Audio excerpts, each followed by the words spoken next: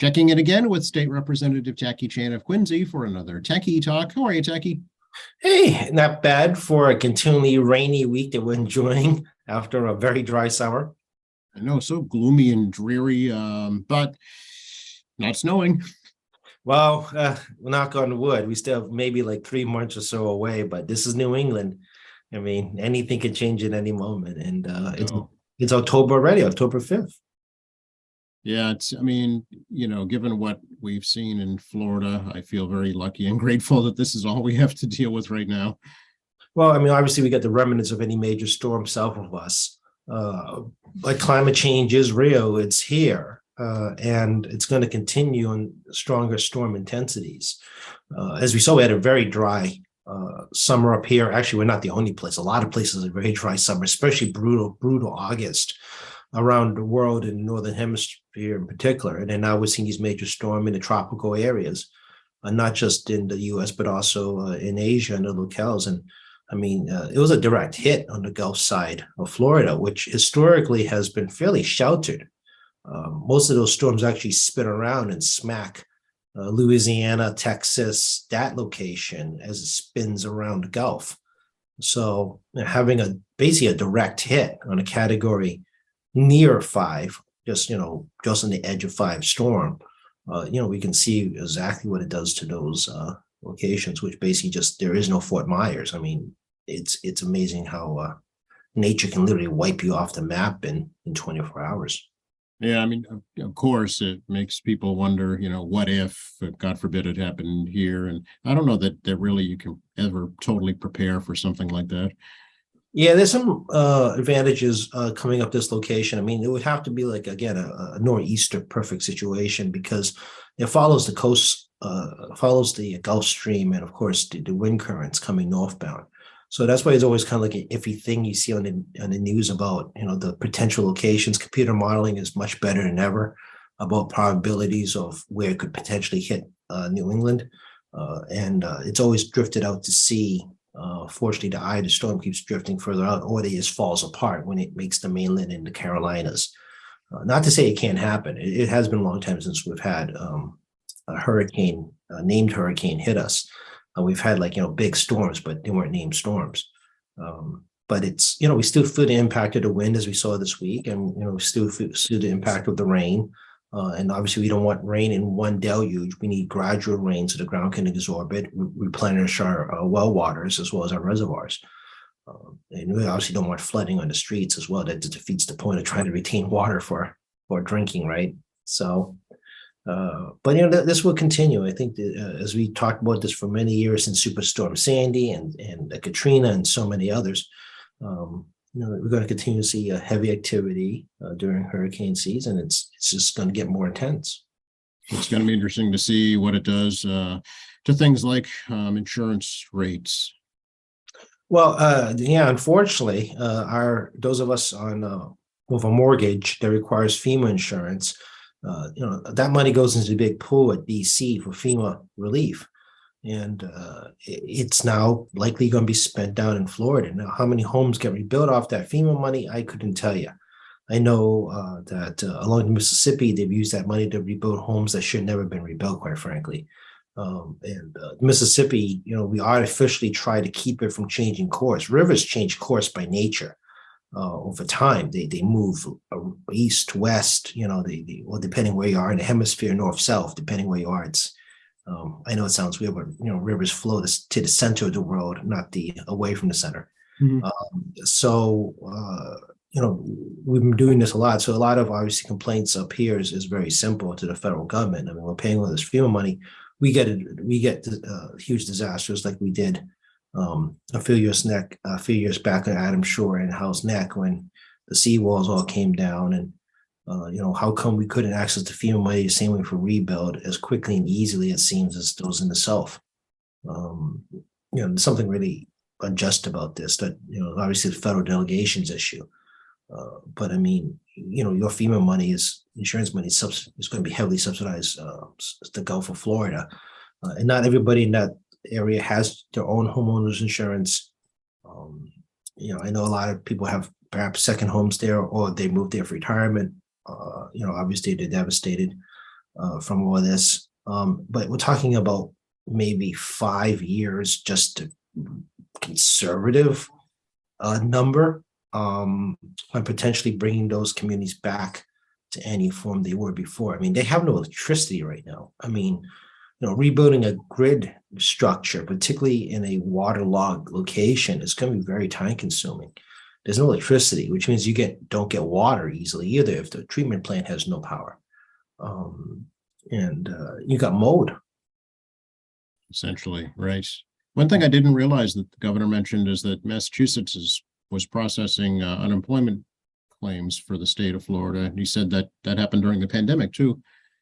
Yeah, Florida. I was watching a news article about this back during the pandemic about how come people were having so much trouble accessing unemployment claims, and it turns out every state, of course, has their own electronic system, has their own web portals to process all their different human services programs. Any programs like RMV. We just talked to RMV a little bit before offline before we came on, and all this other stuff. As we're in the 21st century, web-based cell phone world, and the quality and the ease of the system determines whether or not people are willing to go through applying for a program. It's an interesting thing. I think we can understand this. If it's easy to utilize, we're more inclined to want to go through the process. The more steps and complications and difficulties, the less inclined we want to utilize the process. So one very interesting thing about some states, which I will not get into too much politics about, if they want to discourage people from actually participating in a government program, they just make it really difficult. And the web portal is one of the best ways to do it because people are more likely to surrender. It's a non-human. So it's not like you're going to go complain to a supervisor, because most people won't think of that. And we live in such an electronic age, it's part of our psyche now. And certain governments in the U.S. have figured this out and heavily abused it. While here, when people couldn't access the portal, the entire legislative body was jumping down the governor's people nonstop throughout COVID regarding multilingual access, regarding failing web portals, regarding insufficient phone calls, make sure we appropriate more money for manpower on an emergency basis. We took a lot of responses that most of you don't realize during the 2020 COVID period, where we kept understanding the problems with the overloaded system, not just at unemployment, but all through the human service system. And then the legislature, where we could respond, we did, mostly with financial assistance, providing a demographic information, because obviously we know our districts better than others. And administration, we live close to our people, right? So, we give them a lot of feedback, contacting media outlets, doing all the things that we can to be a cooperative partner with the governor on getting these human services out there to the best of our ability. Not all legislatures and all governments are the same. And honestly, you don't know what you don't know until you don't have it anymore. You experience something different. So people, in states like Florida, figure, well, they're like that in every state. Well, it's not. And the quality of what you're paying for varies from where you are. If you pay very little of anything, you're going to get very little of something back, right? And obviously, the voters keep us accountable. So, we lose our seats if we're not delivering services well. Doesn't matter what part of the state you're in.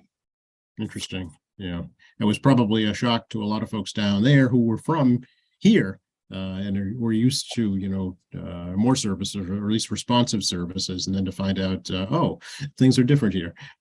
Yeah, it's one of the reasons why a state like New Hampshire, for example, is slowly changing in its government. Not like it's a rapid change, but have slow changes, and because the legislature has to respond to all these Massachusetts and other transplants living on the southern border, which is why New Hampshire is such a swing state in presidential elections. But a population shift to a location may or may not influence local governments to change how they provide services if there's a certain threshold of voters available. And you're right, people, like all of us, we talk to people, and until they actually need something, don't realize how much they didn't have access to it until they actually try to do it somewhere else. And it's no different from other countries. For example, countries that have universal type healthcare, find our healthcare system very baffling in the U.S. But at the same time, though, we just, anybody wants a vaccine, come and get it. Other places were much more restrictive. And in the US, again, I mean, we had enough vaccine to vaccinate you 6 times over, potentially, because obviously these things expire. And secondly, we didn't know which ones were going to be effective. So we're hedging our bets on everything. Even other wealthy nations do not have the financial capacity nor the industrialization capacity to do that with COVID vaccines. Yeah. We're spoiled on that front. People just don't realize how spoiled we are. Yeah, it's true. Can we talk a little bit about the, speaking of Florida, the migrants down at Joint Base Cape Cod? And I know that the governor said earlier this week that they'll be closing that down by the end of this week. Yeah, I got a little bit of an update on that this week from the governor's staff. They sent out an email, just a brief update. I think everyone's aware that basic human services have been provided: food, water, translation services, understanding what's going on with the different situations, trying to find appropriate ways to send them wherever they need to send. 49 people were initially there. I believe the last email I got tells me down to 39, and they intend to have the place resolved, or at least next intermediate resolution for some folks. The state is not breaking up families. The state is keeping the family units together as they're trying to work their way through this. Some of these migrants will be going back to the state of origin because they have jobs there. They have a real life. And let's do some clarification again on this. The reason we're using the word migrants here is because these folks are here. How do I put this? Some of these folks are here under asylum status from Venezuela, which you may or may not know is under kind of an interesting civil war. And the current presidency has no problem just killing a lot of people down there. So just you say something, they shoot you. It's pretty straightforward what's going on down there. So these families are here on a provisional basis by the federal government, as asylum seekers, knowing the situation in Venezuela. They have court dates, they have meetings with their own attorneys, they have like a life that was uprooted and brought here under false promises.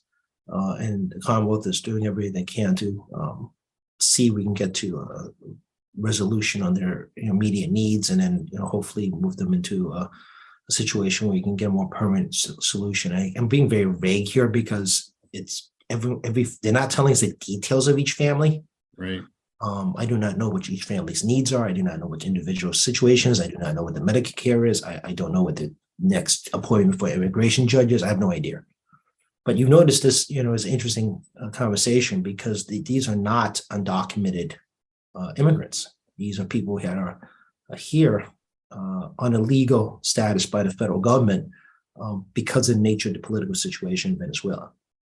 That's right. There is already a paper trail. They were already in the system, which makes me wonder why they were targeted. It seemed, or at least it seems that they were targeted, to undergo this transfer up here to Massachusetts. Yeah, I mean, the criminal investigation out of Texas will be very intriguing. The Department of Justice should be looking at this. I mean, the DOJ doesn't tell anybody anything until they're ready to come get you. Just because they're quiet doesn't mean they're not looking at you. No, they don't want you to know on purpose. Yeah. Yeah, when they show up, they got you dead to rights. I mean, the DOJ does not show up unless they got you. So I'm sure they're looking at this, and obviously, so there's class action suits from the migrants, from lawyers up here against the state of Florida and anyone else they can find that's connected to the situation. I can only speculate why they pick these folks. I think one of the simplest reasons because they're in the system and easy to find. Yeah, I think that's probably true as well. Speaking of systems, can we talk a bit about a ballot question number 4 here in Tacky regarding driver's licenses for undocumented immigrants? Yeah, again, ballot questions that are confusing. So, if I can remember this correctly, a yes vote means that you agreed to have undocumented folks that have driver's license under very specific conditions. If I remember this correctly, these yes/no things are very confusing. So the reason I say it's confusing is the legislature approved over the governor's veto to allow undocumented persons to have driver's licenses if they meet very specific conditions, of which they must have a foreign, their country of origin passport that's still valid, or a consulate identification confirming their identity. They have to pass a driving school exam. I mean, you have to complete driving school, which actually none of us are required to do, just to let you know. And have to pass the driving test. And they get a Massachusetts driver's license. They cannot get a real ID license. Interestingly enough, 50% of Massachusetts residents does not have real ID. They're bringing their passports to fly. For whatever reason, it's not popular to get a real ID among residents. So just keep that in mind. It's more common to realize. Also, New York, Vermont, and Connecticut have already approved undocumented driver's licenses, not in the same format that we have, but they've already driving on our roads. I mean, people from New York, Connecticut, and Vermont go through Massachusetts a lot. So you're probably already on road with an undocumented person someplace, sometime with a valid driver's license. And then there's also a public safety matter. You want people to actually know how to drive. I know this is Massachusetts. I know I can hear the jokes now about Massachusetts drivers, but people that go to driving school generally should have better knowledge of the road prior to the driving test. And also insurance. Insurance companies do not like it when you have an unlicensed driver driving a car, even if the car is insured, and I'm inclined to pay out. You won't want to talk about that part, but if I'm an insurance company and unlicensed driver is driving my car, I don't care if you're documented, undocumented, where you're from, but you don't have a driver's license driving a car, insurance company's going to be like, do I really want to pay this claim? Right, and that could make you liable if you own, property or other assets that could put those on the line. Yeah, so let's just say your brother, drives your car, his license is lapsed, he's driving your car, his name's not on your insurance, and he's driving a car normally, even though his name's not on your insurance. As long as the person's not in your household, something happens, your insurance will cover his actions. But he's driving a no driver's license, let's say for any reason, doesn't matter, expired, OUI, doesn't matter. Insurance company's going to look at that and think about, do they really want to pay the claim, or Right. Person that's been harmed by the car accident come after you directly. So undocumented driver's license actually has some interesting public policy issues regarding safer and better drivers. It provides a remedy for those that are harmed in car accidents. People are hyper focused on the documented part, but no one talks about the victims of the accident at all. You notice these news articles say nothing about the victims. They just hyper focus on the undocumented part and act like the victims are fine. No, they're not. They're not getting recovery, but they're going to try to get recovery. But it's going to be a fist fight with the insurance company for a very long time, because the insurance company claim illegal driver not covered, right? So they're going to fight you, and maybe you'll win, but they're going to just fight you. So by the time you're deep in debt with whatever hospital bills, property bills, whatever associated with it. So it can get pretty ugly. Also, law enforcement, like the district attorney, Michael Morrissey, police chief Keenan, they support this provision because they need to know who you are. So if you're punched into the system through the RMV, they can look you up right away and confirm identity. So if you have an outstanding, let's say, court date, or outstanding A&B, or outstanding anything, it's part of the state's criminal database system through your driver's license, as opposed to just giving fake IDs, fake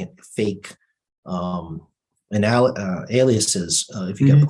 So this actually helps law enforcement out that they have anything outstanding they can bag and tag, as opposed to giving like 5 different names and law enforcement doesn't know who you are and what they're going to do with it if it's for a minor infraction. So it's like you got pulled over a stop sign.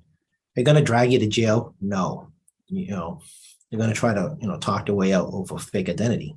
But you have no way to confirm. Maybe this person's, has a warrant out.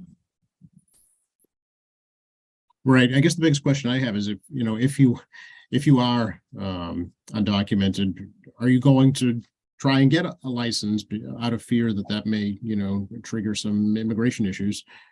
Well, the state doesn't do that. We don't chase down immigration cases. That's a federal jurisdiction issue. Unless you receive special permission from ICE through a licensing process, which is actually pretty involved, you don't. I mean, we had actually a small division of state police help ICE out back to the Mitt Romney administration, which the Patrick continued for a little while, but they became like not worth the money because we're being paid for it. I mean, why are we spending our money doing your job? Hmm. I think everyone understands that too. And local police departments, do not enforce immigration laws. They just process. If you appear as a undocumented immigrant, they notify ICE, but it won't detain you longer than the required detain you that's reasonableness to the danger you are, or unless otherwise stipulated by law.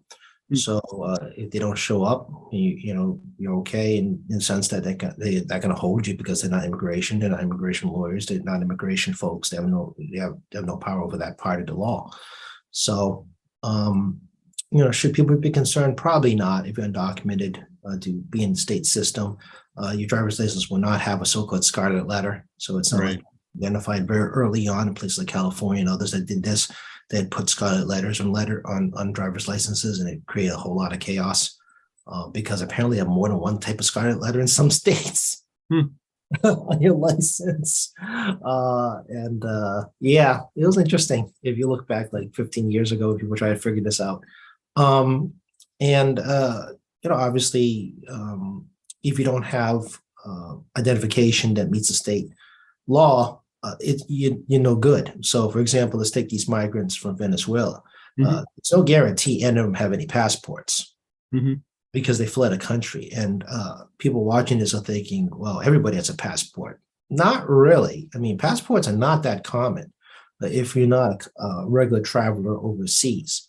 And and if you're from a government that doesn't have great services, or a corrupt dictatorship who wants to control the population, passport access doesn't happen.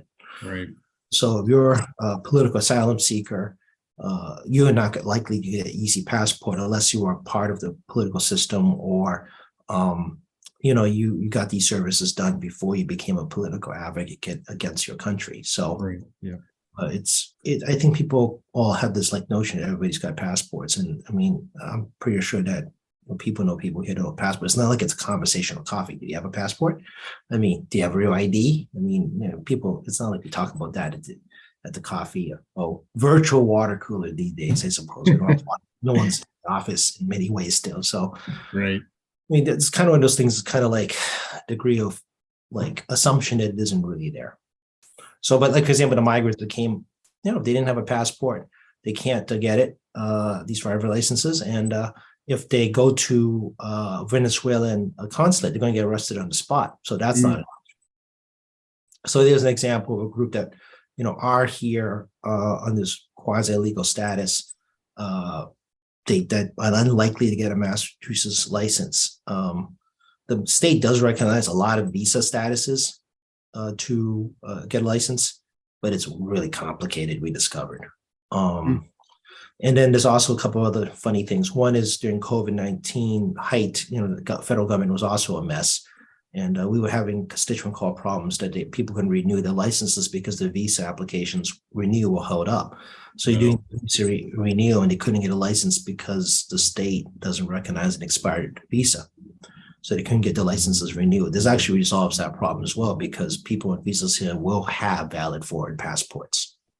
So that actually solves that problem, because for that little gap of time until the visa is renewed, you're technically undocumented for a while. And then there's also this red herring going around saying that, you need a driver's license to vote. Well, that's complete and total fiction. I don't know where this one came from. I mean, we do have automatic voter registration at RMV, but they're designed to weed out people that are duplicates, people who moved, people who do not have citizenship status, because it's run through the central voter database systems in here and DC regarding social security number ID checks.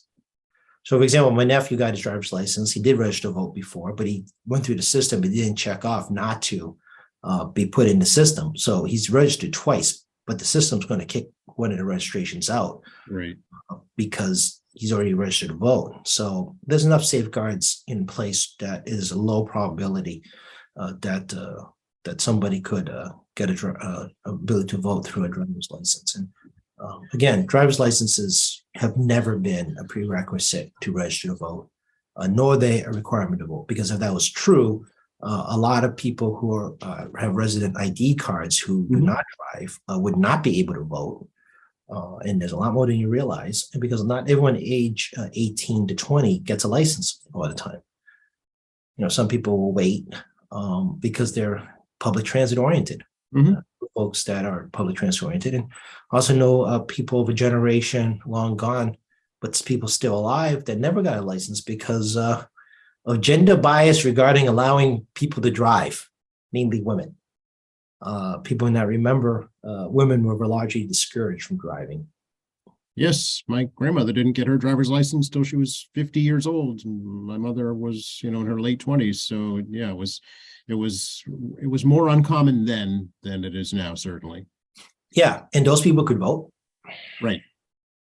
So I mean, this is such bogus red herrings that people instinctively go for, and as you just point out, a lot of people's real lives have nothing to do with driver's license and voting.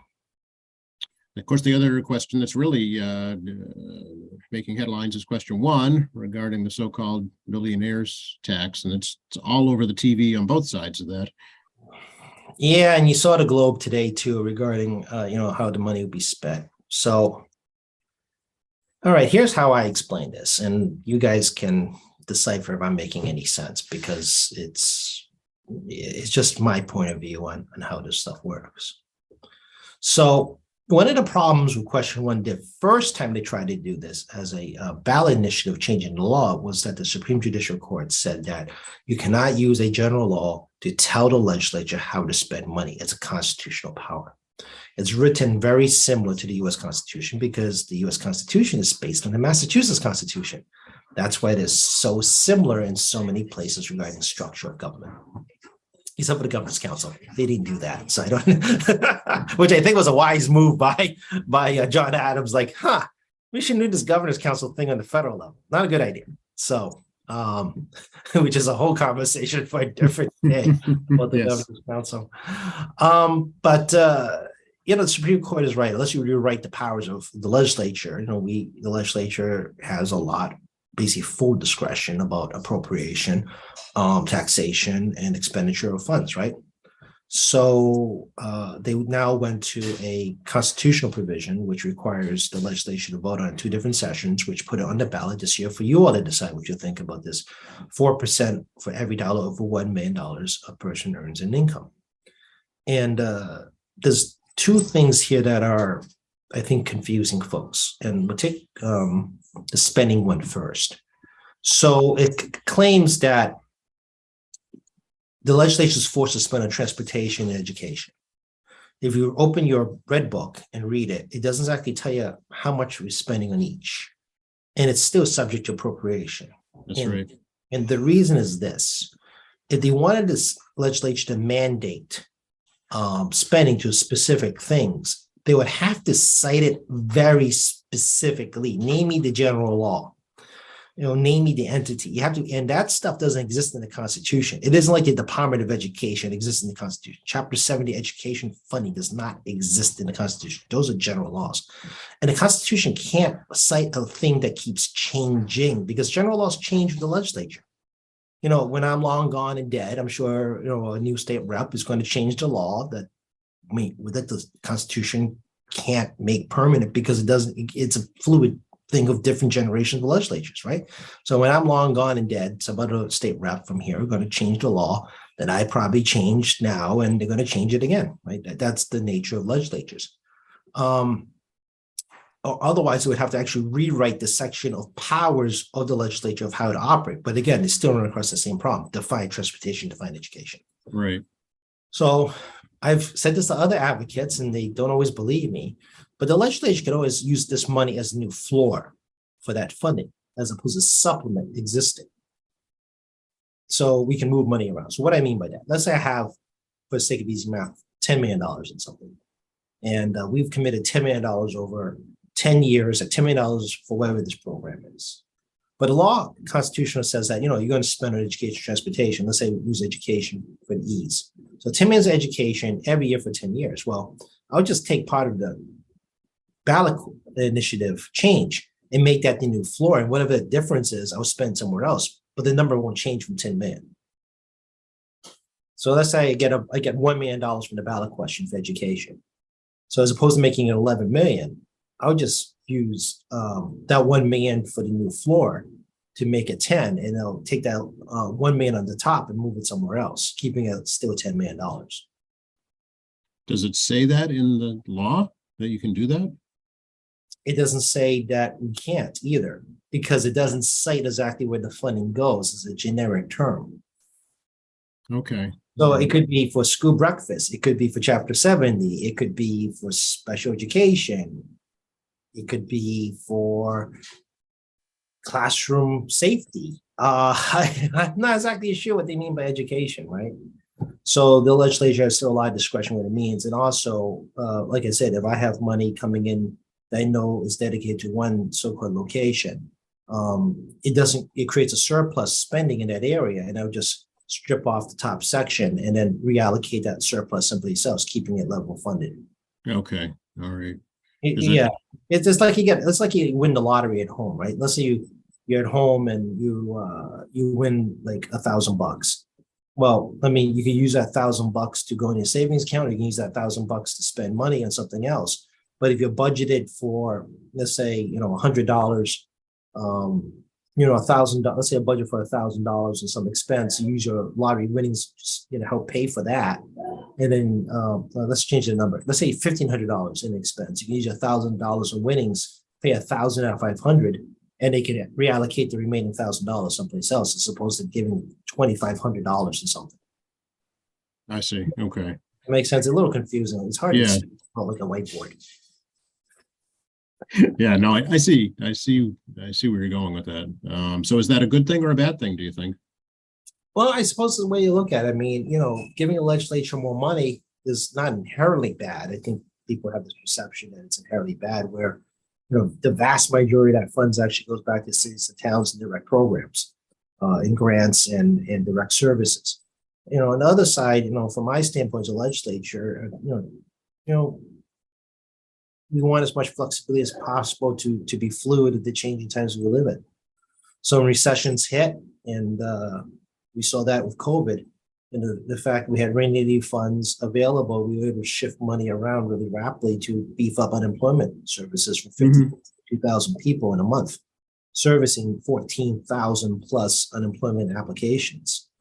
We were able to shift resources rapidly, into the Medicare trust fund system to keep the hospitals floating through 2020 COVID crisis. And I think we float them through the same way in 2021. We'll see how the 2022-23 winter goes. During the marathon bombing, we were able to move $50 million, I believe, really quickly, straight into public safety, and prepared to do more allocations and informal sessions as needed to address the marathon bombing as we went through that lockdown manhunt. So the legislature, needs that flexibility. I cite some very emergency examples, but I could cite you a few other more, back to my Senate staffing days, when crisis hit, including 9/11, the McCormick Building environmental disaster inside of it, the homeless extra cold polar vortex year, where we had to get people off the streets around the state very quickly. We had to do emergency funding for homeless shelters to supplement their services really fast. So it isn't, like, you guys don't always realize exactly how much we do, because no one talks about it. It's not in the press, unless you ask me, like, in these formats, you have no idea. But I've been around a year or two, watching this all unfold and actually living through a lot of it as well. Yeah, you always want a legislature that has some flexibility. Now, whether you guys decide to create an additional tax was up to you, which leads to the second half of the very confusing question. What is income? Right. Yeah, that seems to be the area that's most confusing. It is very confusing. Yeah. So a lot of people that have very popular now is these S Corp, C Corp, limited partnerships, and other forms that allows you some corporate shield protection, but allows pass-through money directly to you. Now, that does not mean a corporation or an S Corp can't create a salary structure, meaning that you get salary from the S Corp as opposed to being passed through benefits straight to you. But you also can create a lot of deductions and other tax mechanisms that can reduce your tax burden while you're receiving income from your business. Mhm. I'm sure there's an accountant you could probably bring on to explain all these little mechanisms most people don't realize that can help resolve that and get you beneath the $1 million threshold. So you don't actually have to hit that million. You could come in 99955. Right, right, yeah, So, will that be effective? On the flip side, it becomes a little more complex when you deal with things like capital gains and people selling homes and stocks. So, I mean, the hyper revenue increase you got this past fiscal year is a combination of inflation, because sales tax is tied to inflation. The higher inflation, the more sales tax we collect, but also a lot of cap gains, not just from sales of homes, but because 2021 was an incredible stock boom. The Mhm. cap gains was just insane in terms of revenue. 2022 does not look like it's going to be a good year for capital Mhm. gains. So we're not going to see a whole lot of it in the next fiscal year. Right, Again, reflecting the volatility of the market and the economy, and taxation is subject to the whims of the economy and the challenges and complexities and all that entails with our economy and how that works. So, you know, this becomes an interesting question on, on a personal level, does it affect you? And that's kind of the proponent's real position, is not just necessarily the spending component, but what does it mean to you personally if you vote yes for this? And I think that's how people are going to look at this the most. They're not going to think about Tom Brady when they're trying to decide this question. They're going to think about whether does it impact yourself, and I think it'll be the deciding factor. So, yeah, what you should all think about as you're deciding this really is about capital gains, and the impact it has regarding your sale of home, dealing with estates of loved ones. If you have a portfolio, and I'm sure your portfolio is terrible right now, what happens if the market shifts up again? But again, I think a question one at the end of the day, it's really about how this impacts you individually. And I just kind of laid out the spending and some of the complexity of the taxation components to it. And you guys can decide what's best for you. yeah, it's interesting for sure. Speaking of Constitution, Jackie, I wanted to ask you, there's a proposal here in Quincy to implement a residency requirement for new city employees. The mayor's questioning whether or not that's constitutional or not, and I didn't know either. Well, Boston has this. I think everybody knows about the famous Boston situation, which also has a grandfathering clause for people prior to the implementation of that. And it's been there for a very long time. But there's some really interesting unintended consequences I've observed. One, the cost of living in Boston's crazy. Mhm. Everyone knows, to get any kind of rent, the rent's nuts, right? And home valuation's insane in many parts of Boston. And government doesn't pay that well. I mean, it really doesn't compared to the cost of living you're in. So most people, starting salaries is going to be well under 50 grand at an entry level position in the city of Boston. Where are you going to live, right? And Right. that challenge in the state house too, because my staff does not make a lot of money. Yeah. So the public transit and the red line and green line and others is essential for people who work in Boston who are not making $250,000. You have to make a lot of money to live in Boston if you're a recent resident. Public transit is crucial from lower cost rental areas and home cost areas, through commuter rail, public transit to get there, which then you meet the residence requirement. So that's a severe unexpected consequences. And the city tries to resolve that by hiring contractors. For example, the Boston City Council, I know this was true because I spent time with the employees in the council, not naming names and ratting people out. But I mean, she in this case, she cannot be an employee because she doesn't live in Boston, but she's on contract. Her case, it's fine. It seems that she can do that, but not everyone can afford not having benefits, right? Right. So, that's question one. Question two is an interesting constitutional question about the freedom movement. So people migrate all over the U.S. to work. This is time immemorial from the days of the colonial era, right? Where you couldn't get a job in Massachusetts, you tried your luck in Pennsylvania. Mhm. Pennsylvania couldn't lock out Massachusetts people from getting work. It violates the Commerce Clause. The U.S. Commerce Clause is not necessarily just freedom of trade, but freedom of trade includes freedom of work, meaning to be able to transport yourself from place to place. So residency requirement in the municipality in Boston, I don't believe has been challenged to my knowledge, but I could be wrong about that. I'm sure the newspapers will pick that up before I will. But it does inhibit freedom to live and travel to work. Interesting. Yeah. You know, people are like, oh, well, it should be residents first to get paid. Well, one, you assume there's no residents that want the job. Not everybody wants to work in government, people. I don't know if you know this. No, matter of fact, we've seen people leaving the public sector because the private sector pays better. Right now, it's much better in the private sector. We're in that cycle. You're absolutely correct. So, you know, what we're down to is, you look at people in government. I mean, the question is, how long you want to wait to be able to move the food chain, or do you want to get out and make more money someplace else using your government experience? And, Right. you know, if you're under 30 years old, yeah, that's a legit question. You know, about, you know, where can you go? Now you put a residency requirement in, the city is also not that cheap to live in, but you could also, again, you know, use the public transit to get back and forth to work in the city, and also limits the size of your talent pool. Yes, absolutely true. Yeah. So it'll be interesting. It's just in committee now and under review, so it hasn't been voted on yet. Yeah, it's a lot of questions. I mean, you want to limit the size of your talent pool. We're a city of 102,000 people. Boston's a city of 700,000 people. But now, you know, you're going to do a residency requirement. You have to force people to move here someplace in a tight housing market, you know, whether it be rent or buy, you know, and obviously you're going to have to vote in the city. So, I mean, you know, you got to prove you live here, right? Voting is one way to prove you live in the city. And then, you know, your talent pool shrinks.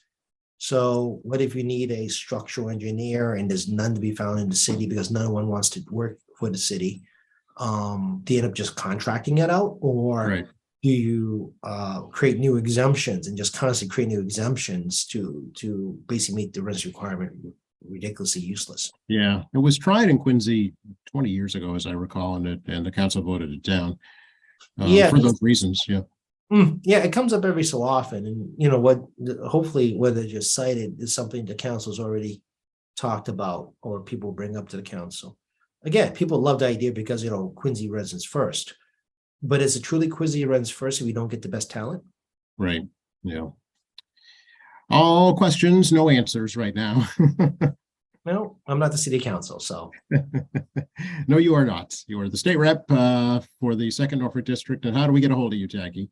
617-722-2014, 617-722-2014. I am running staff in the office, and hit a button, you get to someone, and we'll sort it out ourselves in voicemail. tacky.chan@mahouse.gov, tacky.chan@mahouse.gov. Feel free to email, or actually have an email box that's reasonably sized right now. Very happy I can actually sort my email properly. We always prioritize constituent services first. If you have a policy matter, yes, we do see them. I do log them, and I'm aware of them. You know, obviously, State Representative Tacky Chan Facebook account. You know, I post stuff up there. You know, some places I've been, and some useful numbers. Obviously, Tacky Chan Twitter. I'm at Tacky Chan till Elon Musk decides that my Twitter account doesn't matter. Love these billionaires and the way they think, don't you? Yeah, he's gonna try to broker peace in Ukraine, I hear. And then, right. Yeah, I know. So we got that available, and of course, you know, tackychan.org. We're still, again, as we move into the new cycle, we're continuing to do these updates in the winter time, and we'll have hopefully better and newer and updated content going to 2023. Okay, we look forward to that, and look forward to checking in next week. Absolutely, Joe. You have a good Columbus Day weekend, I believe, is coming up, and you know, I'll talk to you soon.